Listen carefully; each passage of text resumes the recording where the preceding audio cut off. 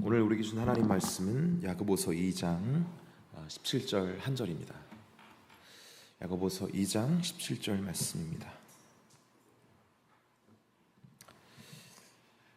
우리 한 목소리로 함께 합독하시겠습니다.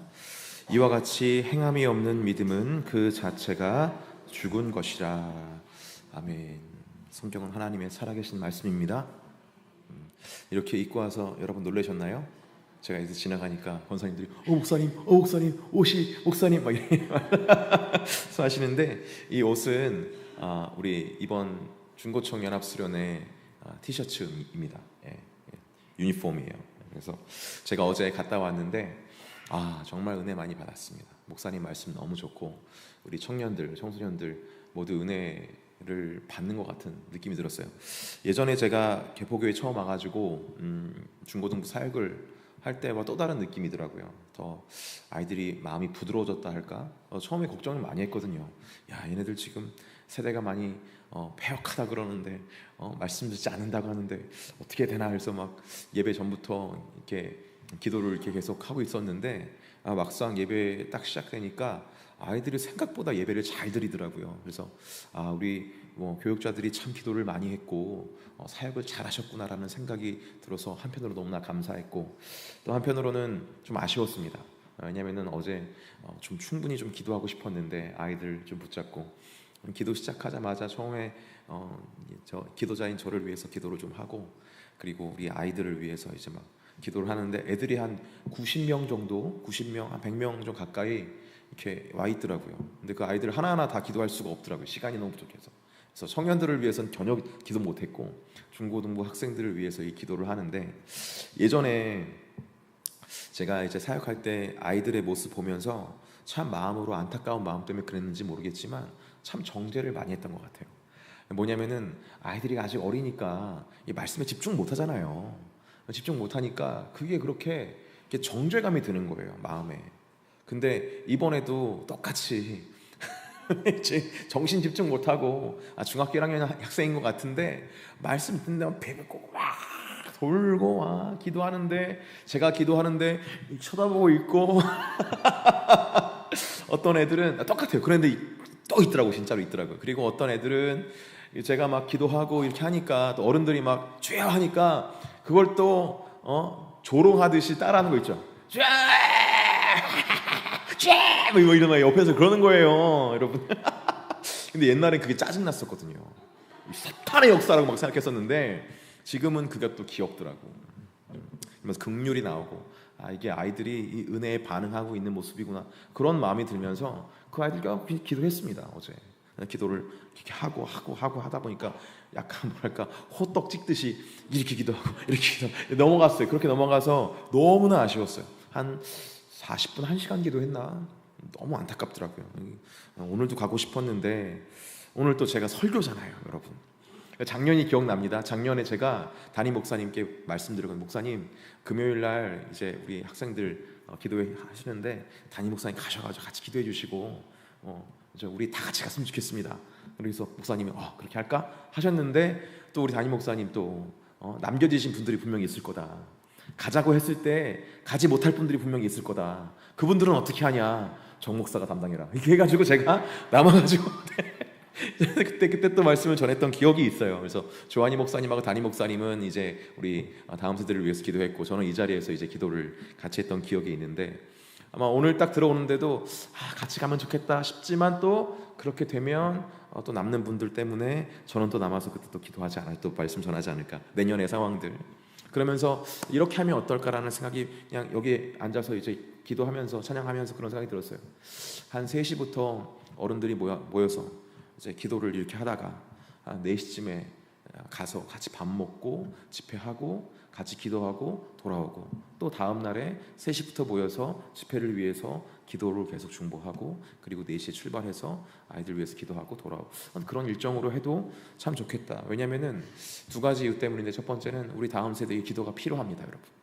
두 번째는 어제 말씀이 너무 좋더라고요. 너무 좋았어요. 그리고 아무래도 다음 세대들을 위한 어떤 그 강사를 섭외하다 보니까 그 강사 목사님 말씀 들으면서 다음 세대의 어떤 그런 아픔들을 느낄 수 있는 시간이었어요. 그래서 더 잘 기도할 수 있게 되더라고요. 그래서 그 목사님을 우리 오후 예배 때 왜 내가 몰랐을까 이런 생각이 들면서 되게 안타까웠는데, 어쨌든 간에 여러 가지 생각들이 많이 나와서 제가 이런 유니폼을 입고 여러분들 앞에 섰습니다. 이해해 주시기를 바라고, 이 시간이 정말로 주님 우리 다음 세대를 위해서 기도할 수 있는 또 하나의 기도의 시간 되기를 주 예수님의 이름으로 축복하고 부탁드립니다. 우리는 종종 집에서 이렇게 말을 할 때가 있어요. 집에서 새는 바가지 밖에서도 샌다라는 말을 할 때가 있죠. 사실 이 말은 저희 어머니가 저에게 하셨던 말씀이에요. 학창 시절에 집에서 널브러져 있는 저를 바라보시면서 야, 너는 커서 뭐가 되려고 그렇게 맨날 누워만 있냐, 이렇게 말씀하십니다. 제가 버럭했죠. 아니 엄마, 내가 집에서 피곤해서 이러는 거지. 내가 밖에 나가면 얼마나 내가 잘하는데, 선생님들한테 칭찬받고 잘한다고 멋있다고 그 말 엄청 듣는다고 내가 그렇게 말을 하니까 어머니 하시는 말씀이 야야야, 집에서 새는 바가지가 밖에서 안 새겠냐? 사람들이 너 기분 좋으라고 하는 말 믿지 말아라. 사람들에게 어느 정도는 너의 모습을 숨길 수 있겠지만 얼마 안 가서 너의 이 게으른 모습이 드러나게 될 날이 올 것이다. 이 서슬퍼런 말씀을 저한테 하시는 거예요. 지금 생각하면은 그 널브러진 모습이 얼마나 속상하셔서 그런 말씀하셨을까, 그런 생각을 하게 되는 거죠. 오늘 본문을 보면서 갑자기 예전 어머니께서 하신 그 말씀이 떠올랐어요. 집에서 새는 바가지가 밖에서도 안 새겠냐? 이 말씀. 이 말은 우리의 본성, 우리의 내면, 잠시 동안은 감출 수 있는지 몰라도 어디선가 반드시 드러나게 되어 있다라는 의미를 담고 있는 것이죠. 그런데 이 말을 또 바꿔서 말하면은 집에서 새지 않는 바가지는 밖에서도 새지 않는다, 이런 말로 바꿀 수 있을 것 같아요. 즉 우리의 본성이, 우리의 믿음이 예수 그리스도를 믿는 믿음으로 굳건하다면, 그래서 우리가 예수 그리스도와 친밀히 연합되어 있다면 어떤 상황 가운데서도 우리의 삶과 우리의 존재를 통해 누가 드러날 것이다? 예수님이 드러나게 될 것이다.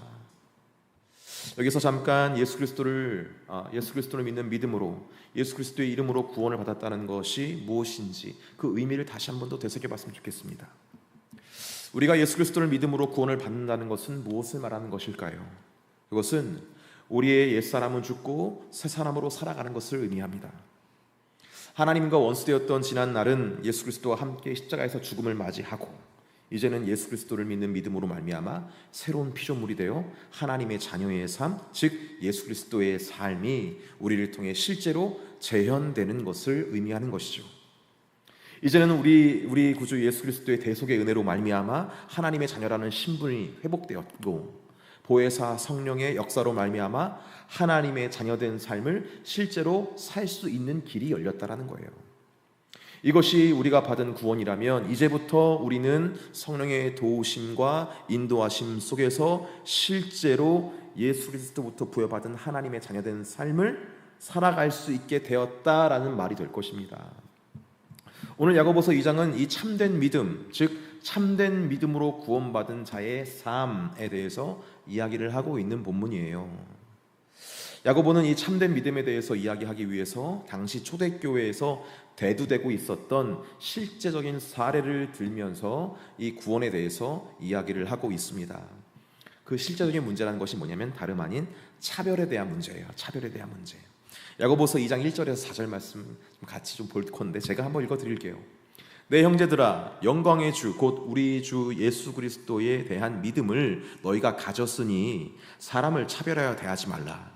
만일 너희 회당에 금가락지를 끼고 아름다운 옷을 입은 사람이 들어오고 또 남루한 옷을 입은 가난한 사람이 들어올 때에 너희가 아름다운 옷을 입은 자를 눈여겨보고 말하되 여기 좋은 자리에 앉으소서 하고 또 가난한 자에게 말하되 너는 거기 서 있든지 내 발등상 아래에 앉으라 하면 너희끼리 서로 차별하여 악한 생각으로 판단하는 자가 되는 것이 아니냐. 이렇게 지금 얘기를 하고 있죠. 야고보는 당시 교회 내에서 문제가 되고 있었던 차별의 문제에 대해서 이야기를 하면서 참된 믿음에 대한 주제를 이야기하고 있습니다. 고대 지중해 세계에서 사회적 계층 구조가 매우 뚜렷했어요. 부자와 권력자는 높은 지위를 차지했고 가난한 자는 하위 계층으로 여겨졌습니다. 이 구조는 공공장소와 종교 집회에서도 명확히 드러났어요. 지금 우리 가면은 극장에는 아무나 앉을 수 있는 거잖아요. 근데 그때 당시에는 자리가 정해졌다는 말이에요. 특별히 고대 로마 헬라 세계는 명예와 수치가 사회적인 가치로 여겨졌습니다. 부자와 권력자는 명예를 받으면서 또 가난한 자는 종종 수치를 겪는 게 너무나 당연했다라는 거예요. 이는 공공장소에서나 자리 배치나 대우 속에서 아주 명확한 차이가 났습니다. 이런 문화 속에서 자연스럽게 명예로운 사람에게 좋은 자리를 제공하는 것, 그리고 가난한 자를 무시하는 것은 어찌 보면 굉장히 일상적인 관행이었고 그들의 삶의 모습이었을 거예요. 그러니까 금가락지를 끼고 아름다운 옷을 입은 사람이 들어왔을 때 여기 좋은 자리에 앉으세요라는 것, 그리고 반면에 가난한 자에게 너 거기에 있든지 아니면 내 발등상에 앉든지 아무 데나 앉아, 이렇게 대우하는 것은 당시 문화로 봤을 때는 특별히 문제될 게 없는 아주 자연스러운 일상이었다라는 거예요. 그런데 야고보는 이것을 문제로 봤다라는 것입니다. 당시 사람들은 야고보의 이 말을 듣고 좀 고개를 갸우뚱했을 거예요. 아니 도대체 그게 뭐가 문제냐고, 우리 그렇게 살지 않았냐고, 이제까지 그렇게 살아왔는데 갑자기 왜 그걸 문제로 여기냐고. 하지만 야고보는 강하게 훈계하는 거예요. 왜 그랬을까요? 뭐가 문제였을까요?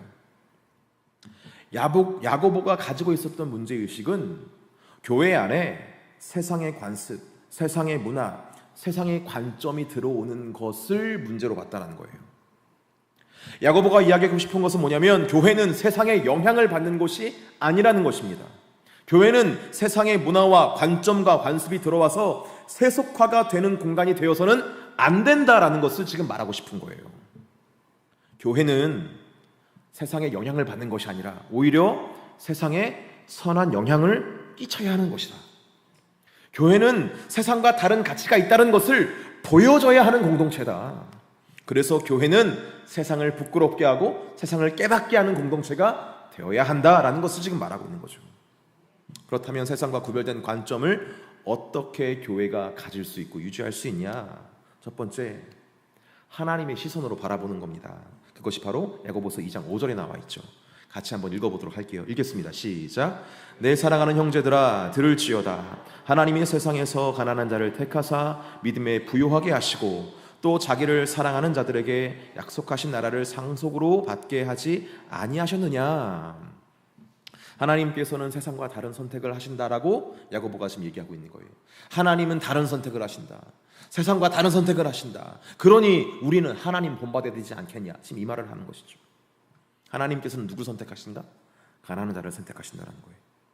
그리고 그를 믿음에 부요하게 하신다라고 말하고 있어요. 믿음에 부요하게 하신다. 그래서 하나님 나라를 상속받게 하신다라고 이야기를 하고 있어요. 여러분, 하나님께서는 그들을 세상에서 부자로 살도록 만들어주시는 것이 아닙니다. 믿음을 부여하게 해주십니다. 어쩌면 이 부분에서 여러분들은 섭섭함을 느낄 수 있어요. 나 부자 되고 싶은데. 부자, 그러니까 마음의 부여가 아니라 정말 그 세상에서 말하는 부자. 로또 1등. 막 대박, 막 자산 막 1조 막 이렇게. 요즘에 제가 짤로 봤는데 요즘 그냥 이게 흘려 들으세요? 요즘에 배우자 이렇게 좀 이렇게 스펙이 높고 세상적으로 이제 이렇게 좀 돼 있는 분들이 배우자로 어떤 사람 만나길 원하냐? 자산이 1조가 됐으면 좋겠다고 말한대요. 그래서 기가 막혀 코가 막혀 해서 얘기하는데 그게 지금 우리 대한민국의 모습이더라고요. 자화성이에요, 여러분. 그러니까 이런 자화상 속에 살아가고 있는 우리가 하나님 믿는 사람에게 돈 주시지 왜 다른 거 믿음의 부요를 주시냐?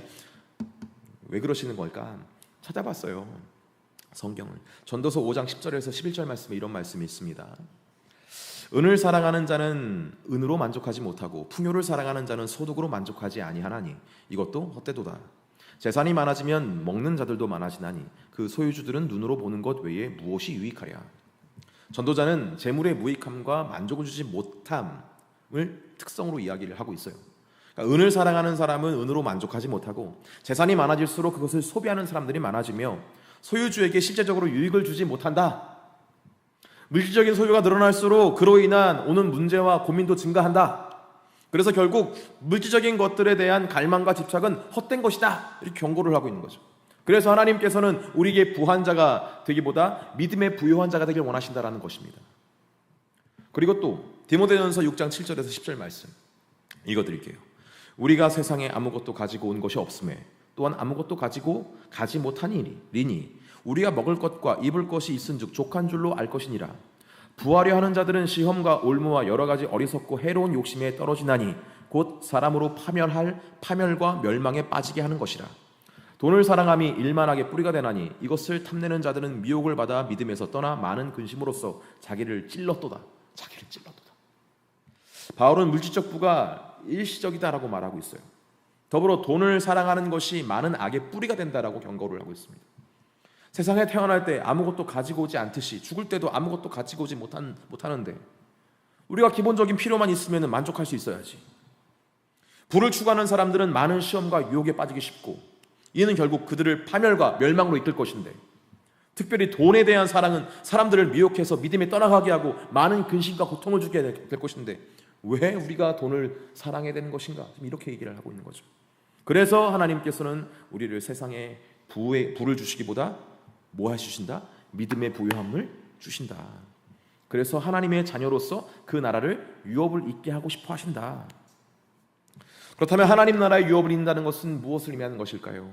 베드로전서 1장 3절에서 4절 말씀인데요, 제가 읽어드릴게요. 우리 주 예수 그리스도의 아버지 하나님을 찬송하리로다. 그의 많으신 긍휼대로 예수 그리스도를 죽은 자 가운데서 부활하게 하심으로 말미암아 우리를 거듭나게 하사 사한 소망이 있게 하시며 썩지 않고 더럽지 않고 쇠하지 아니하는 유업을 있게 하시나니 곧 너희를 위하여 사늘에 간직하신 것이라. 베드로는 하나님 나라를 상속하는 것이 뭐냐? 산 소망을 얻는 것이다 라고 이야기를 해요. 산 소망. 죽어있는 소망이 아니라 어떤 소망? 산 소망을 얻는 것이다. 뭐가? 하나님 나라를 상속받는 것이. 이 소망은 예수 그리스도의 부활을 통해서 주어지는 것으로 썩지 않고 더럽지 않으며 쇠하지 않습니다. 이는 하늘에 안전히 간직되어 있으며 영원한 생명과 하나님의 치밀한 교제를 포함하고 있는 게 바로 하나님 나라를 소유하는 것이라는 거예요. 하지만 세상의 부함과 유업은 시간이 지나면 썩고 더러워지며 쇠할 수 있어요.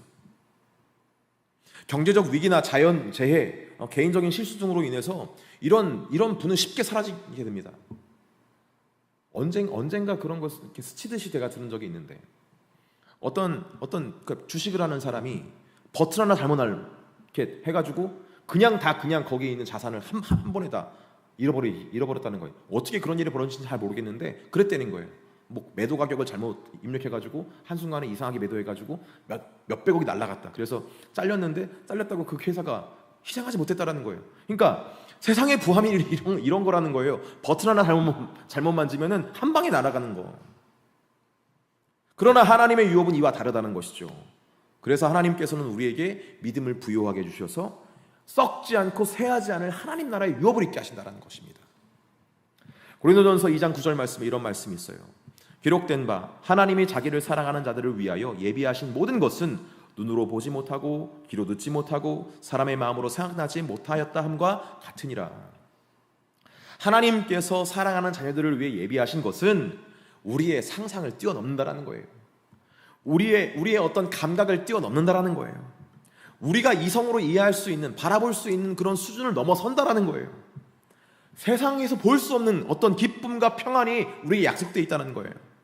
하지만 세상의 부는 어떻습니까? 딱 우리의 감각 수준인 거예요.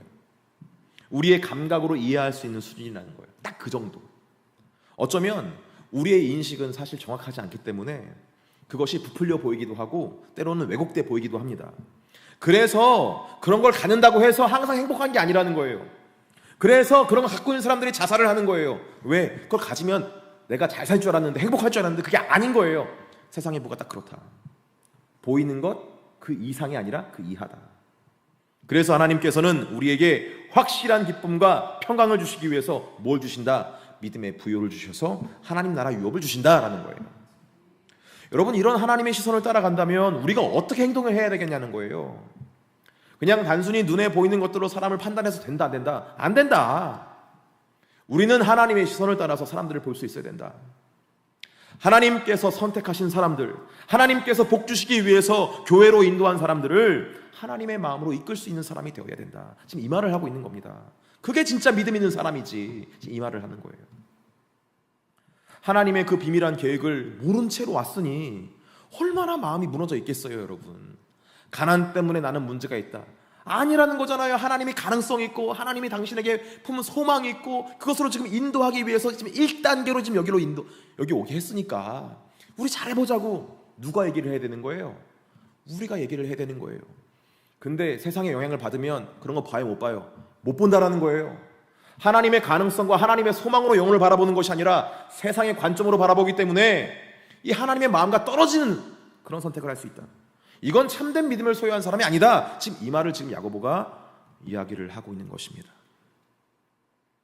더불어서 야고보는 참된 믿음을 소유한 자라면 그의 삶을 통해서 말씀이 나타나야 된다라고 지금 이야기를 하고 있어요.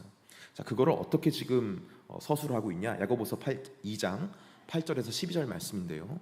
제가 읽어드릴게요. 너희가 만일 성경에 기록된 대로 내 이웃 사랑하기를 내 몸과 같이 하라 하신 최고의 법을 지키면 잘하는 것이거니와 만일 너희가 사람을 차별하여 대하면 죄를 짓는 것이니 율법이 너희를 범법자로 정죄하는 것이니라. 누구든지 온 율법을 지키다가 그 하나를 범하면 모두 범법자가 되나니 간음하지 말라 하시니가 또 살인하지 말라 하셨은즉 내가 비록 간음하지 아니하였어도 살인하면 율법을 범한 자가 되느니라. 너희는 자유의 율법대로 심판받을 자처럼 말도 하고 행하기도 하라. 이 말인데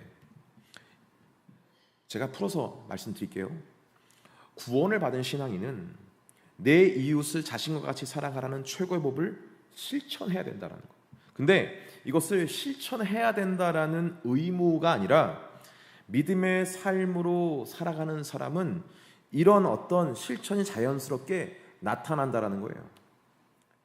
믿음이 삶으로 나타나는 방식이 이 말씀이 나타나는 것과 똑같다. 그러니까 이웃사랑은 하나님께 용납받은 구원의 은혜를 받은 사람이 자신이 받은 그 사랑을 감격해서 표현하는 방법이 바로 이웃사랑이다. 지금 이 얘기를 하고 있는 거예요.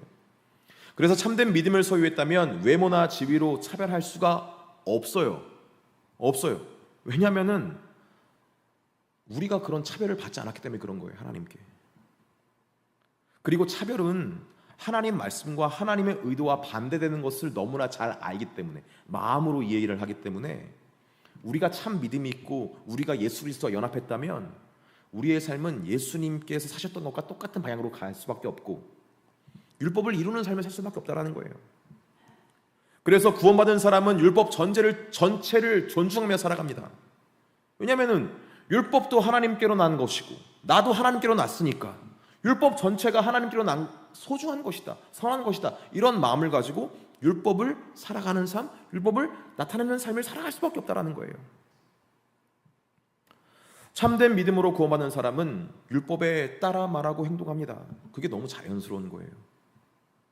사랑하지 않으면, 용납하지 않으면, 관용하지 않으면 누가 근심하냐면 내 안에 계신 성령께서 근심해요. 그래서 참된 믿음을 소유한 사람은 성령 근심하는 게 가장 큰 슬픔입니다. 성령의 근심을 가장 견디기 힘들어해요.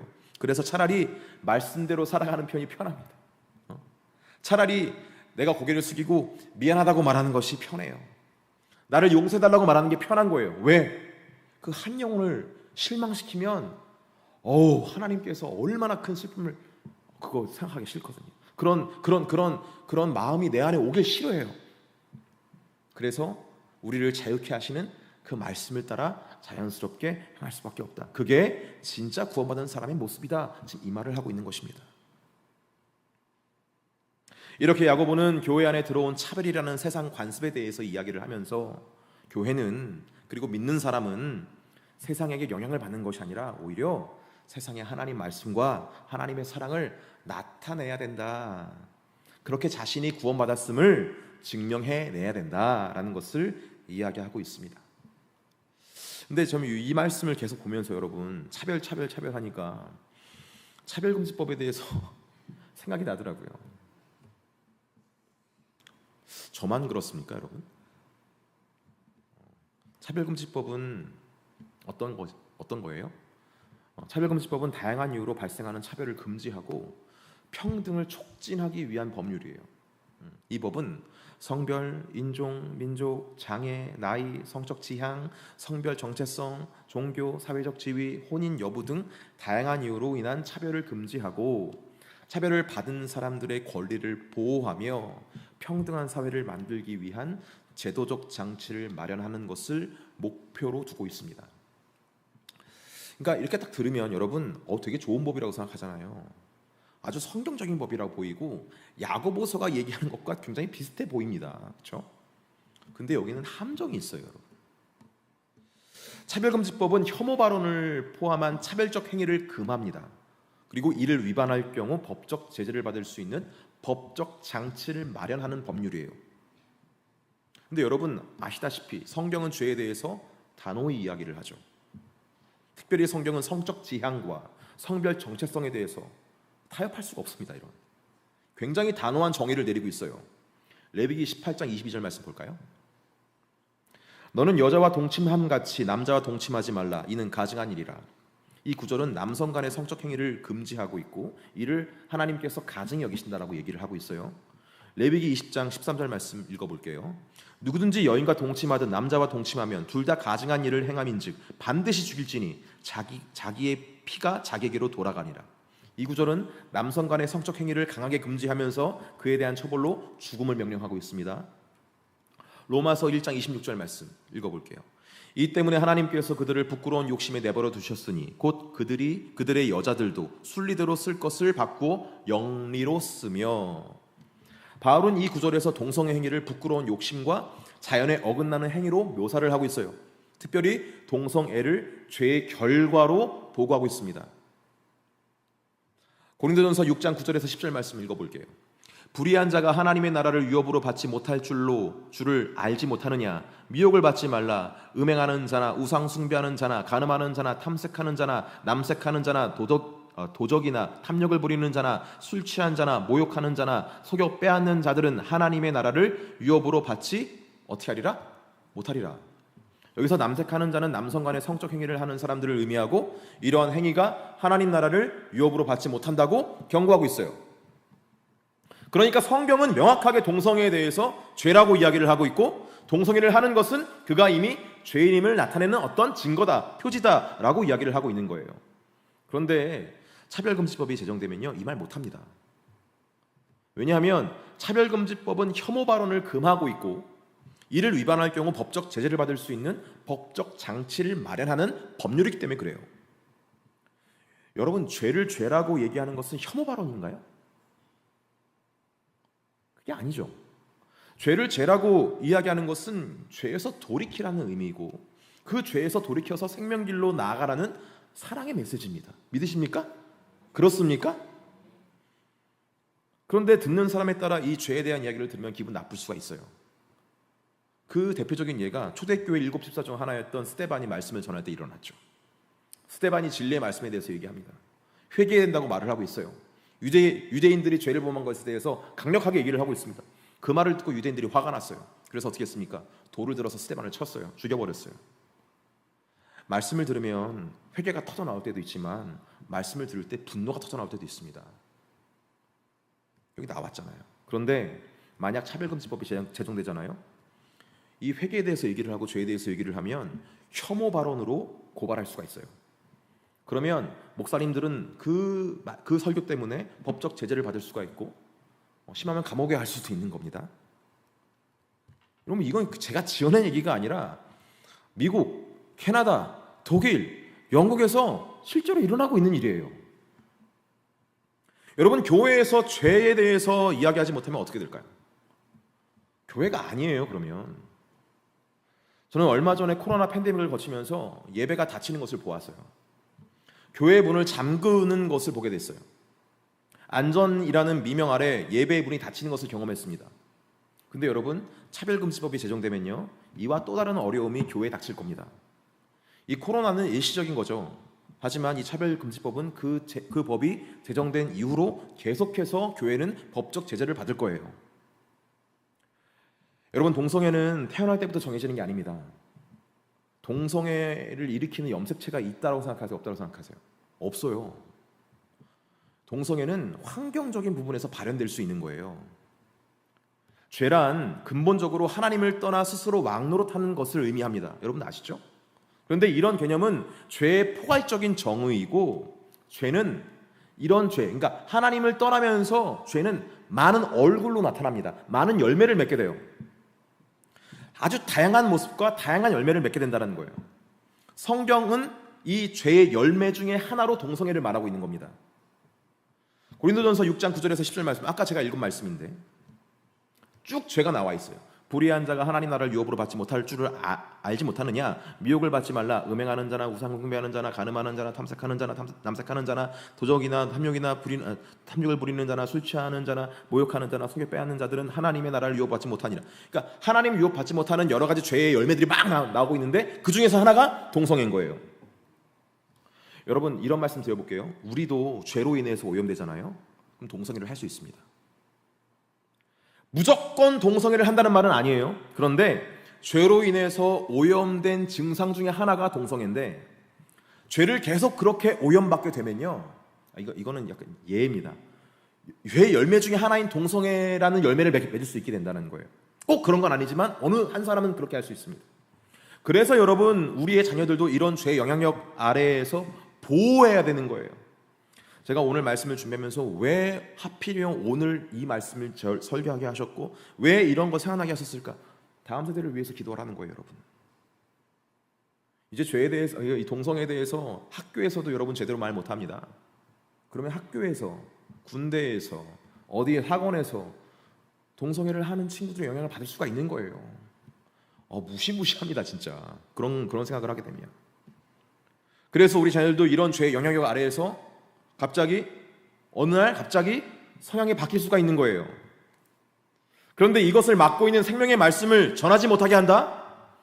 그럼 여러분, 앞으로 교회가 할 수 있는 것은 아무것도 없습니다. 야고보서에 나오는 차별에 대한 이야기와 차별금지법은 비슷한 것 같지만 전혀 다른 이야기를 하고 있는 거예요. 교회는 세상에 영향을 받아야 되는 게 아니라 영향을 줘야 돼요. 교회가 세상에 영향을 받아 세속화되는 것은 성도가 영향을 받아서 죄의 열매를 맺는 것과 똑같습니다. 교회는, 그리고 성도는 세상에 그리스도를 나타내야 돼요. 예수 그리스도는 사랑이고 예수 그리스도는 생명이며 예수 그리스도는 하나님의 공의이고 예수 그리스도는 하나님의 구원입니다. 야고보서는 우리 안에 있는 그리스도를 향한 믿음을 이런 식으로 나타내야 된다고 말하고 있는 거예요. 그래서 그리스도를 향한 우리의 믿음이 참되다는 것을 행위로, 삶으로 증명해내야 한다는 것을 이야기하는 것입니다. 그런데 차별금지법이 제정되면 이것도 증거하지 못해요. 나타낼 수가 없어요. 말도 못하는데, 설교를 못하는데, 잘못됐다고 말을 못하는데 어떻게 그걸 내세울 수가 있겠어요? 여러분, 교회는 동성애자들을 사랑해야 되죠. 섬겨야 됩니다. 그들을 위해서 기도해야 돼요. 그러나 교회는 동성애를 일으키는 죄는 미워해야 됩니다. 근데 이 차이를 이해를 못 하더라고요. 제가 그래서 이거를 동성애를 혐오하는, 그러니까 동성애에 대해서 어떻게 생각하십니까? 예전에 한 5년 전인가 페이스북에 어떤 목사님이 그걸 딱 글을 남겼어요. 그래서 제가 거기다가 댓글을 썼습니다. 동성애자들은 사랑하되 동성애는 미워해야 됩니다. 동성애란 죄란 미워해야 됩니다. 이랬더니 그게 말이 돼? 이렇게 말을 해서 저는 그 목사님과 인연을 끊었습니다.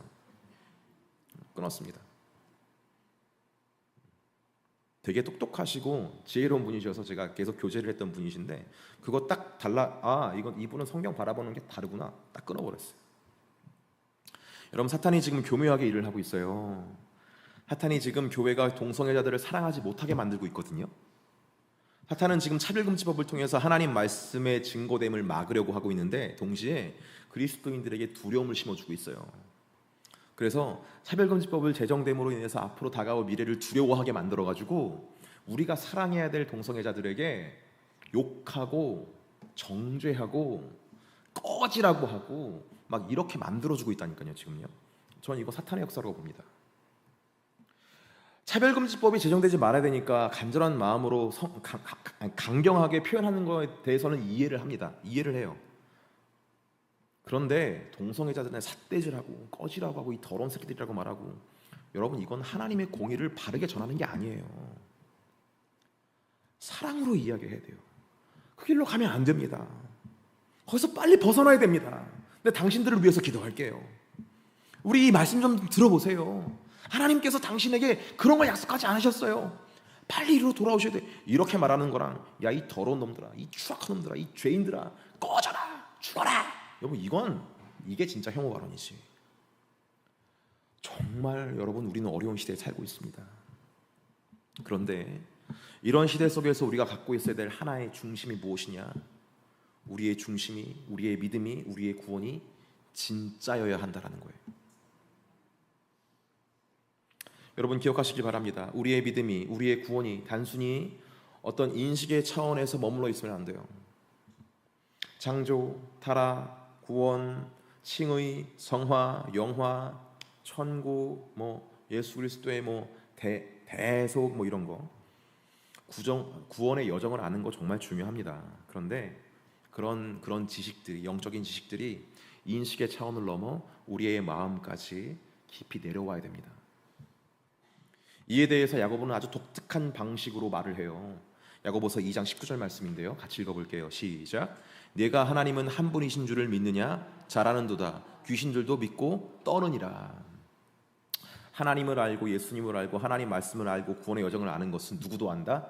귀신도 안다라는 거예요. 근데 귀신은 여기로만 알고 있어요. 머리로만 알고 있어요. 우리는 말씀을 아는 차원을 넘어서 그 말씀이 우리의 마음, 심령, 감정, 의지까지 내려와야 됩니다. 그때 하나님 말씀이 우리의 삶을 통해서 나타나기 시작하는 거예요. 여러분께 여쭤볼게요. 여러분, 성도는 예수 그리스도를 닮아야 한다는 거 알고 계십니까? 여기 이런 말 처음 들어본 분 한번 손 들어보세요. 예수님 닮아야 된다는 거 처음 들어본 분. 여러분, 근데 제가 뭘 말씀드리고 싶냐면은, 성도들이 몰라서 예수 그리스도를 닮아야 한다는 걸 몰라서 예수 그리스도를 나타내지 못하는 걸까요? 몰라서 예수 그리스도 안 닮는 겁니까? 저는 절대 그렇게 생각하지 않습니다. 다 알아요. 다 아는데 나타내는 방법을 모르는 거예요. 어떻게 나타내야 되는지. 왜냐? 말씀이 여기 머물러 있으니까. 여기를 어떻게 여기까지 내려가는지 몰라서, 이 과정이 없으니까 여러분, 우리의 삶으로 나타나지 않는 거예요. 그냥 알고 있는데 나타나지 않으니까 너무 고통스러운 거야. 그냥 아는 거로 멈추는 거지. 여러분, 이걸 어떻게 내려야 돼요? 우리 안에 계시는 성령께서 내리시는 겁니다. 인식으로서의 말씀을 우리 성령께 맡겨드리면서, 주님, 이것이 내 마음에까지, 내 감정에까지, 내 의지에까지, 나의 삶의 어떤 부분들까지 내려올 수 있도록 성령께서 역사해 주시옵소서. 이걸 내리실 수 있는 분은 내가 아니에요. 성령께서 하시는 거지.